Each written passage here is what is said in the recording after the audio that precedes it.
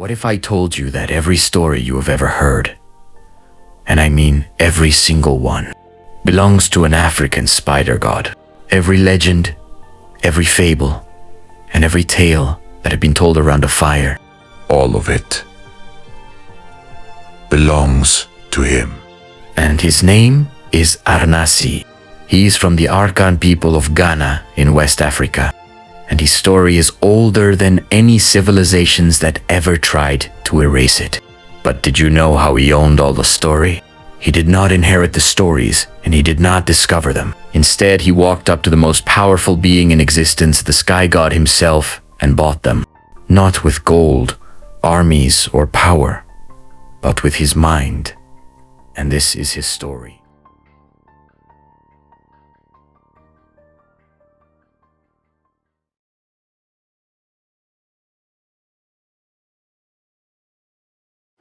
The Akan people of present-day Ghana are one of the oldest and most sophisticated civilizations in West Africa. They built empires. They mastered gold, and they created the Ashanti Confederacy, a military and political power that resisted European colonization longer than almost any other kingdom on the continent. And at the center of their spiritual and cultural world was Anansi. Anansi, which is being pronounced as Anansi, literally means spider in the Akan language.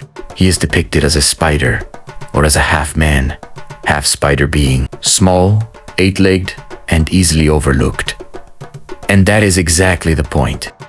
Because you see, Anansi is the son of Naim, the all-powerful sky god, the supreme being of the Akan people. You would think being the son of the most powerful being in existence would make Anansi strong, loud and dominant, but it did not. And Anansi understood something that his father, with all his divine power, did not fully grasp. That the most powerful thing in the universe is not strength. It is a story, because a story can travel where an army cannot, and can survive what a kingdom cannot. A story can also change a person in ways that thunder and lightning never could. And Anansi set out to prove it. In the beginning, there were no single stories in the world. Not a single tale had ever been told around a fire. No legend and no fable. Not even songs that carried wisdom from one generation to another. Because every story that had ever existed, every piece of knowledge, and every thread of wisdom was stored in a golden box in the heavens. It belonged to Naim, the sky god. And Naim had no intention of sharing them. But Anansi had a plan. He decided to own all the stories by challenging Naim. Then Anansi, this small, eight-legged creature, stood before the most powerful being in existence and made an announcement that shocked the entire divine court. He wanted to buy all the stories in the world. But Naim laughed and said, Great kingdoms have come before you. Kokofu, Bakwai, and Dasim. These were mighty empires, with armies and gold and power. They could not buy the stories, and you, a spider, think you can. But Anansi did not flinch. What is your price? He asked. And Naim named them, and it was designed to be impossible. Because to own all the stories in the world, Anansi must capture 4 things. Onini, the python, who could crush a tree. Osibo, the leopard, a creature that even warriors refused to face alone. Moboro, the hornets, whose stings could kill. And Moasha, the invisible fairy of the forest, who no one had ever seen. Then Naim felt relieved because he was certain that this would be the end of the conversation. And Anansi agreed to fulfill the impossible challenge. But what followed was one of the greatest demonstrations of intelligence over power in the history of any mythology. To catch the python, Anansi did not even need to fight him. Because Anansi understood something about power that even the powerful never see in themselves. The bigger they are, the easier they fall for a story. So he did not approach the python as an enemy. He decided to approach him as an admirer. He told him that his wife doubted his greatness. He also told them that the palm tree nearby might actually be longer than him, but the python could not let that stand. He stretched alongside the tree to prove his size, and in that moment of pride, Anansi bound him completely. And that was how Onini, the python, was captured. So now Anansi has already learned something from the python, that every creature, no matter how powerful, has something it cannot control. For the python, it was pride, and for the hornets, he knew that it was fear. So he poured water across their nest and also poured it over himself. And then he cried out that the rains were coming, that they were heavy, violent, and unstoppable. The hornets were confused and were also desperate for shelter. They looked around for somewhere to hide. And remember, a panicking swarm is a blind swarm. Then he held out a calabash gourd and told them it was shelter, tricked them that they would be safe inside, and since there was no other option, they trusted him. And one by one they flew into the calabash gourd, and the moment the last hornet flew into the calabash gourd, Anansi sealed it shut. He did not fight them, nor did he outrun them. He had just simply found the one thing they feared and used it against them.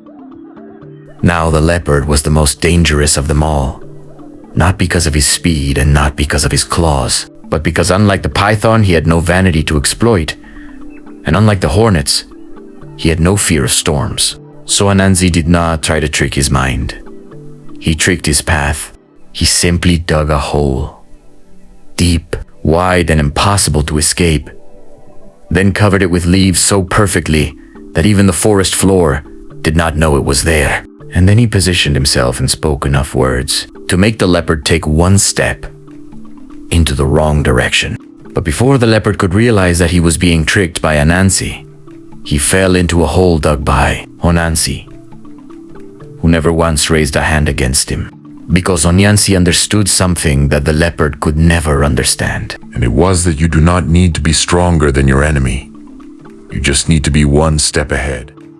The invisible fairy was the final price and the most impossible of them all, because you can't catch what you cannot see. Every warrior who had ever tried to catch the invisible fairy had always failed, not because they were weak, but because you cannot catch what cannot be seen.